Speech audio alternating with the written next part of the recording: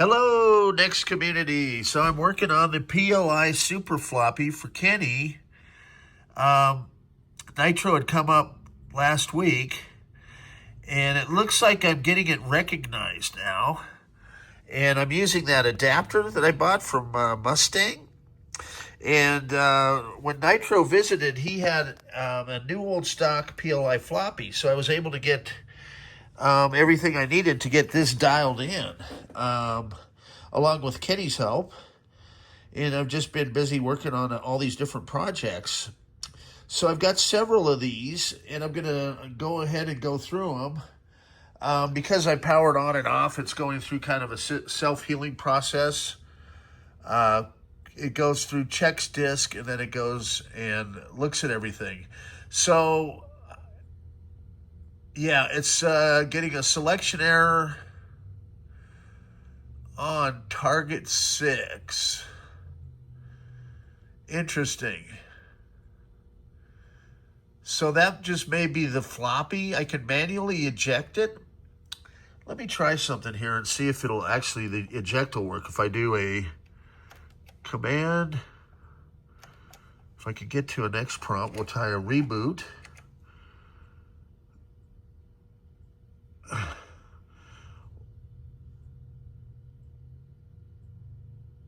Or it may be easier. Let's just try this. We'll go ahead and power off. I've got an idea here. I want to see, one, if it ejects the floppy when it powers off, because that's going to tell me if we're getting any power to the floppy. I haven't actually opened this unit up to take a gander.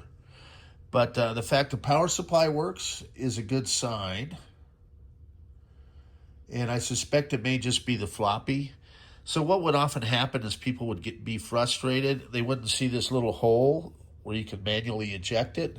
And so they'd start probing around in there and bugger up the floppy drive. I'm not even sure if it's fully engaged either. You know, we can maybe just see if I can press it here. Yeah, I'm going to go ahead and just do it right. We'll take the cover off. And it is still hanging right there. Okay, so now when we power it up, I'm going to try and see if we can do the eject command. After it goes testing system to loading from disk, I'm going to hit command and tilde, and that'll bring me to a next prompt where I'm going to try the eject command, which is EJ or EF for eject floppy. So let's try it. So we're going to go EF, return. Okay, so nothing happened there. Let me try just for the effect, because it's a SCSI floppy, so I'll try ED. Okay, that gives a different error. And I suspect we're getting a communication error with the floppy drive. So that's good news. I'm going to try one more just for the heck of it. EO sometimes. That's eject optical disk. Nothing. Okay. No optical disk. That's what I thought. We'll try just one more time. Let's see. Let's try. That's just ED. Yep, that's not going to work. Okay. Great. So stay tuned. It's a labor of love trying to figure it out. But what you can do is with the screwdriver, let's see if I can do this holding the camera. I just need to focus on that hole. There we go. And then you just press in, and it manually ejects that way. And it'll boot past this with no floppy in it.